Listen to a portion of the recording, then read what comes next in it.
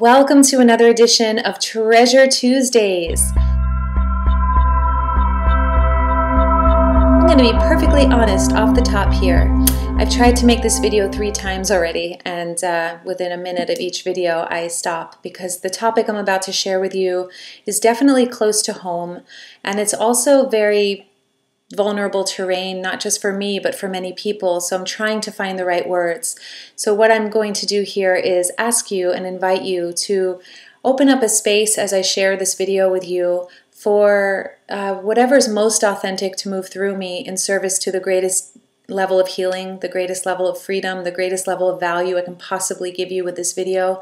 If I try to edit myself, I'm never going to be able to give you what I'm here to give you. So I received an email from a dear sister on the path, a client I've worked with for years in the past, and she's an amazing woman, filled with love and so much care. And if you're watching this, so much love to you. Basically, she's going through a really challenging time because her mother has gotten sick over the last few years. And although her mother hasn't been the kindest to her, has been very harsh on her actually in the past, now her mother has taken a turn for the worst health-wise. And this particular woman feels like she has to rescue her and save her and pay for her medical bills and pay for her housing and pay for all these things that she does not have the financial resources in this moment to do. What this email she sent me spoke to, which is why I'm sharing this video and what I'm addressing, is that she's giving from this place of total depletion. She's not just on empty, she's reached a point where she's below empty, she's below the red. And she feels like nobody's in her corner. She feels very alone. She feels like everything, all of her needs, they're not being met. She's very aware that she needs to take care of herself, and she's not because she's putting so much towards her mother and everything else. I'm going to share a personal story. I don't have an opinion one way or the other in regards to how she decides to move forward, or if you're watching this and you're somebody who has been giving out of depletion, giving out of I should, I have to, it's just the right thing to do. I don't have an agenda as far as convincing you of how you should or should not move. What I am doing is sharing a personal story with you now, something I went through, and I had a guide who guided me through this that absolutely transformed my life. And through sharing this video, my intention is that it may land for whoever it can land for in a way that can really free them into the most delicious, highest possible good for all people concerned. Okay, so let's see. In 2010, I believe, I was living in the Redwoods. I had just left behind a very posh, luxurious life, as many of you know. I was soul searching. I needed to find myself, and I basically said goodbye to an old life and everything in it in order to really find myself and resurrect the true power that lives within me. For whatever reason along my journey to do that, I needed to say goodbye to everything that was comfortable, everything that was safe. I'm not suggesting this by any means. It was just my soul's journey. It's what I needed to go through. So at the time, when I was living in this more luxurious lifestyle, I was supporting my mom. I was helping to support my mother financially, and it felt very good to do so. I want her to be happy, and I want her to be well, and I could help her, so it was easy. Now, at some point when I was in the Redwoods, when I had moved to this very deep, introverted, introspective place, it was like I died ultimately and had to rebuild my life is really what it felt like on all levels, material, financially, professionally, personally, physically, everything changed. Everything changed, relationship, home, and financially, I was no longer able to support and help support my mother, but my heart and my mind were saying that I have to. It's what I've done, and it's what I have to do, so I have to find a way. Now, I was in a really dark place, and I was at the crux of it. I was really at like the final frontier of this really dark time of my life. I reached a point where I needed help. I couldn't self-facilitate anymore. I needed a guide. And I was really hitting up against my own pain and my own suffering in a very critical very harsh voice that demanded I actually ask for help. And I reached out to a mentor friend of mine who's a Jungian analyst. Carl Jung, as you may know, coined the term the shadow. So really diving into the darkness, into the aspects of ourself that we reject. I don't need to get into all of this, but anyway, just to give a background to this mentor, super amazing, powerful being who sat with me and helped me to come out of the dark, but claim the gifts as I was resurrecting out of it. And one of the things he helped me to see was that I was in session with him and really letting it all out. This was several years ago. And weeping because I wanted so much to help my mother, yet I could barely feed myself. I had this mountain ahead of me to figure out how I was going to make ends meet. How was I going to build my practice again? How was I going to build my life again? How was I going to feel strong enough to get out into the world and out of this shell and out of this this healing space that I was in, and actually come into the world and make a living and give back and serve and all that. And what he helped me to see was that I needed to, first of all, take care of myself and to cut expenses and let go and anywhere I could. And that included cutting my mother off from the financial help that I was giving her. I froze when he looked at me and asked me, how can you expect to help your mother when you can barely feed yourself right now? And I said, I have to help her. If I don't, she'll go homeless. My mother was homeless at one time, and I was terrified that she would go homeless again. And there was a perfect reason in my mind why I had to save her. And in my mind, I had to literally save her, otherwise she would die. When we got to the core root and he asked, why are you putting yourself in this position when you can't even help yourself right now? You're just figuring out how to do that.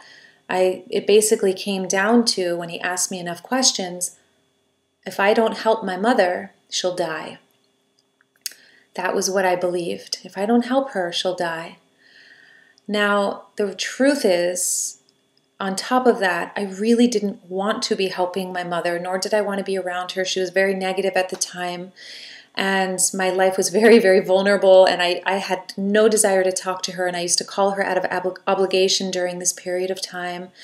And he looked at me, he put all of this huge mirror in my face, and he said, what I hear you saying is that you're calling your mother out of obligation, you're supporting her even though you are running dry and you don't have anything to give her, and you want to take care of yourself, but you're not honoring yourself, you keep giving to her.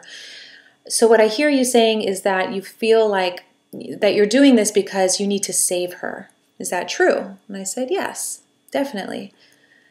And I love this man. He took a seat back and he just looked at me and he was like,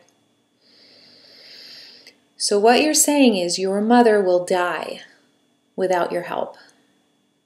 And I said, yeah, that's what I'm afraid of. And he said, well, that's one of the most egotistical things I have ever heard.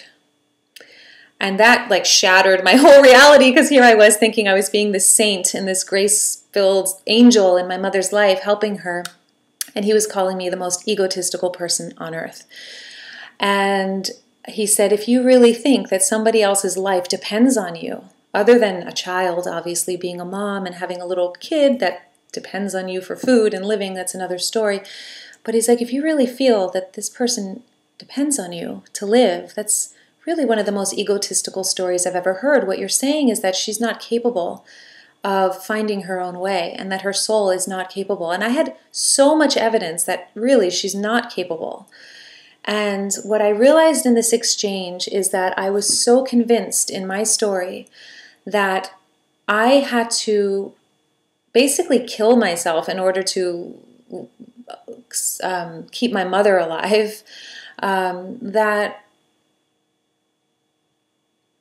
I couldn't see the truth. I was just lost in this. I didn't even know that it was possible to be okay with myself not supporting her. That wasn't even an option in my head.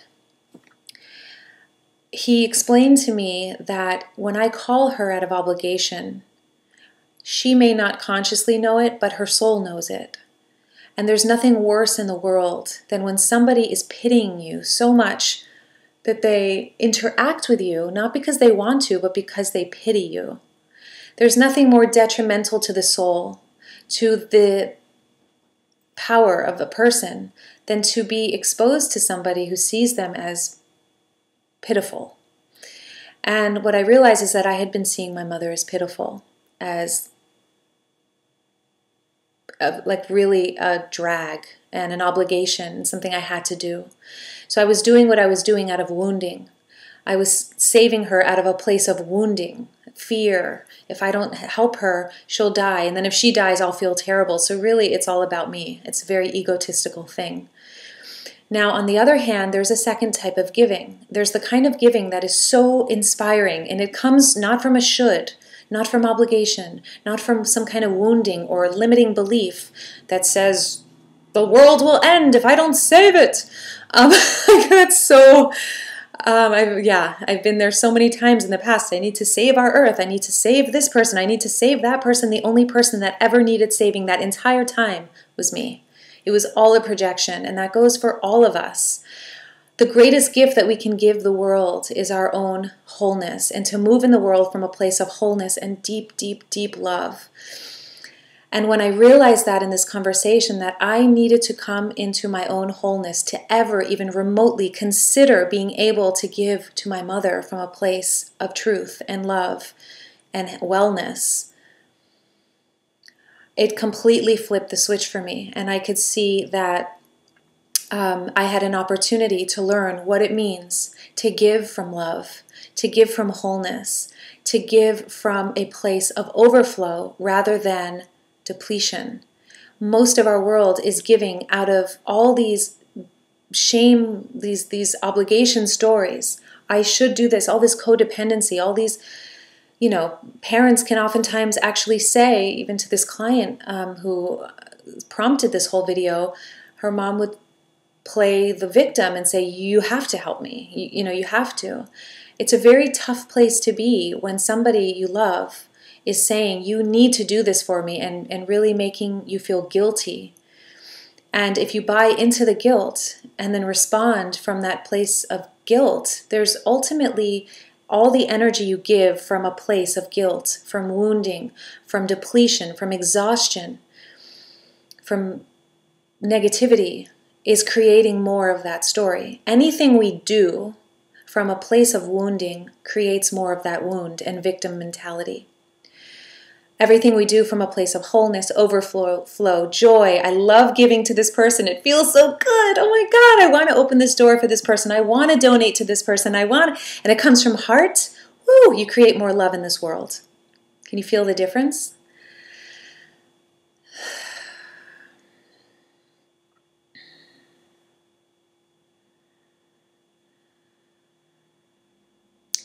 What I realized personally is that in the end, through a whole series of sessions with this amazing counselor, I was able to see that I was using my mom as an excuse to stay stuck in the victim mentality.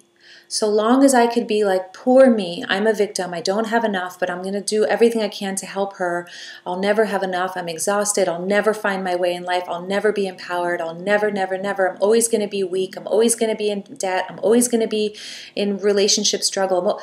The victim story is so prevalent in our culture, and I can tell you, because I was there, that I was totally unconscious to the fact that I was using my mom as an excuse to stay stuck in the victim. And there comes a point along the journey where you either choose the victim story or you choose your victorious story. For me, I had come to this fork in the road where I either chose my mother's story or I chose my journey. Do I choose my mother's journey or do I choose my journey? And it was the hardest thing I've ever done. Because I had to risk being the most evil person on this world by quote-unquote neglecting my mother. It's what this therapist calls a necessary betrayal.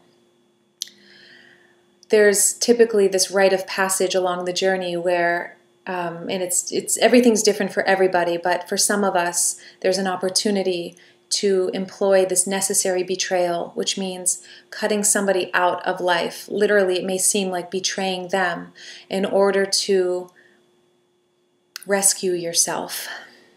And that's exactly what I had to do. It's what I chose to do. And it was terrifying, absolutely terrifying. But what I realized was if I didn't do it, I would never realize myself. I would never realize who I am, why I'm here. I would have missed the boat completely. I would have played this martyr, this victim. I would have been in a victim story for the rest of my life. And I needed to break the pattern in the cycle. And when I cut off from my mother and stopped giving her money, I wrote her a very kind, honest letter. I didn't have the financial resources. If you're putting yourself in debt to save somebody else, look at that energetically. Putting yourself in debt, literally not just not having anything, but owing the world something back in order to pulse life through somebody else. There is an interesting dynamic there, and it's just something to look at, to really become introspective about and to see, is this really how you choose to live your life? If you believe that you don't have a choice, then you're in the victim mentality. And there's very, very good excuses to stay there typically. If you know in your heart that you want to be free and you want to be whole, and you know that your only place and way to serve the world and make a meaningful contribution in our world is to be whole yourself, to move from love, then I open up this whole conversation as an opportunity to consider, what does necessary betrayal look like in your life? Is it possible that the idea that this person will die without you is just a huge, colossal egoic story to keep you stuck in this small space and make yourself feel important by rescuing this person, all the while knowing that there's probably somebody else who really wants to help that person, but because you're energetically tied into them, that person hasn't opened up to somebody else? Is it possible that when you follow your own heart, you take care of yourself, everything out there serves as a reflection? So when you're leading from wholeness, you tend to attract relationships and people who are grateful for you. This person's mother isn't even grateful for what she's doing, from what I understand. So there's a very interesting dynamic there. For me, what happened with my mother is she was absolutely okay.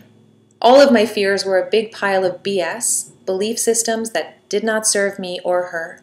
Our relationship dynamic changed because no longer was I calling her out of obligation.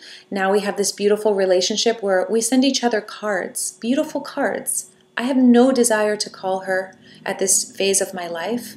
And when I do have the desire to call her, I can.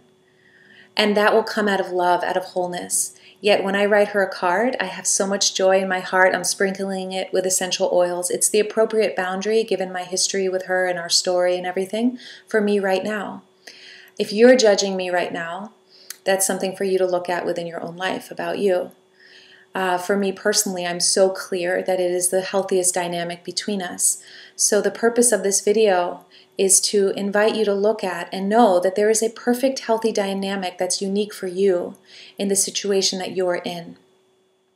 And oftentimes when we cut away from somebody and cut the victim mentality or cut away from a disempowering connection with somebody, they're going to kick and scream at first because they're going to panic. A lot of the times that's what happens, and they're going to try to link in because they're so used to that codependency. And what it requires is super strong, healthy boundaries and a very clear intention that the highest possible good unfold, that grace come in, that love prevails. And when you know that you're moving from purity of intention, anything's possible. The highest possibility can and will unfold in its unique way. So I just share this video to let you know that wherever you are, there is a happy, healthy solution to your life, to this depleting drama that you may be in, this particular beautiful soul, and anyone else this may resonate with. So my invitation as a treasure tool this week is, if you are giving from a place of woundedness, of victim mentality, feeling like you have to, life is doing something to you, you have no choice. Choicelessness is synonymous with victimhood. You always have a choice. You have a choice. That's empowerment, that's truth. And when you can look at what does it mean? What does it look like for me to lead from love in this scenario? How can I change the contract I have with this person so that it's self-honoring, and instead of this or that, it's a yes and? How can you change the dynamic and the vow and the contract and let yourself off the hook from this very depleting way of living? Because it's actually not living. It's a way of dying. It's a way of depleting. And that's what I realized on my journey. I wasn't living Veronica's journey. I was living the journey of death. I was living the journey of victimhood, of stuckness, of just lostness. And in that moment when I chose to put myself first, it was painful, it was powerful. Every judgment in my head about being selfish came up, self-blame, shame, all this stuff came up. And the reality is when I broke through it, I found my life. I literally stepped out of left the Redwoods and moved to LA and found my life, my partnership, my career, my work, my everything. Building a healthy relationship with money, which was a whole nother journey. Very, very powerful journey. So long video. I'm not going to edit this because I don't have the bandwidth, and I feel like everything in it is necessary. And just know that there is a very unique, beautiful solution for you so that you can lead your life with love. And your dynamic with this particular person, whether you choose the necessary betrayal or you find another way to put up healthy boundaries, take care of yourself first, and then maybe give, but give a little bit less or a lot less. Find whatever that is for you so that you're taking care of you first. There's no way to help anybody from a place of depletion. That will run dry at some point. So why not solve it before you run dry and it runs dry? May this video remind you that you are designed to be living from a place of overflow. You are extraordinarily abundant. You are actually infinite. You are connected to this infinite supply. When you move away from should and what the mind is telling you you have to do, and come into your heart and come into a deep level of self-care and self-nurturing, and from there choose to move in a place that's self-honoring, ask for help. Ask for guidance. Ask for spiritual guidance. Ask for other people who are in the family to help. Ask for whatever you need. And if you need to bow out of whatever's not working for a while to regain strength and to hear your heart and your deeper wisdom, then do that. Just know you are so loved, and whatever you choose from the heart is a blessing to our world. So as a treasure tool this week, I invite you to take out your journal and freeform write. Really map out what the highest possible vision for yourself looks like. So what does it look like for you to live in the yes and rather than either or, to live in the yes and? What does it look like for you to be in a place of wholeness and to be serving from the overflow? And specifically, what does it look like for what do you need in order to come into a state of overflow? It may be putting up super rich, healthy boundaries. It may be saying absolutely no to this person. Whatever it is for you, become very clear and very real with your truth. Okay, this is really important. Become very real about what's true for you. Not about the should, but about what's true for you. And take that over the top. If it's like, I never want to see this person ever again, ever, ever, ever. I just want to live my life. Stay with that. Respect that. Start there. And then keep freeform writing. Let that be the core. And then as you move forward, you may find a way that can hold the yes and.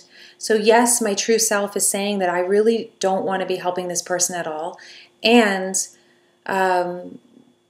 in order to move in harmony with this person, you may consider, sending $100 a month rather than taking on everything. Or maybe it's having a kind conversation and saying, I need to bow out of this. I need to take care of myself. Or maybe it's calling on somebody else to actually help financially, etc. So this is simply an invitation to recognize how you've been doing it has not been working. And this is a beautiful doorway to choose, to come into a place of wholeness and victoriousness. Choose yourself and choose a way that you can honor this person. Enjoy this journaling process. It's amazing what happens when you start writing things down and becoming very honest. What is your truest need? And then designing the actions you take from that need, from that truth, and to serve from the overflow. Thank you so much for bringing this forward, dear sister of the hearts. I know this is a really vulnerable space. You know, we're dealing with families and people we love and just all of the vulnerabilities of life and how to take care of ourselves in the process. It's really key, it's really important, and it's one of the core initiations we have as spiritual warriors, is to honor thyself, all the while serving the world.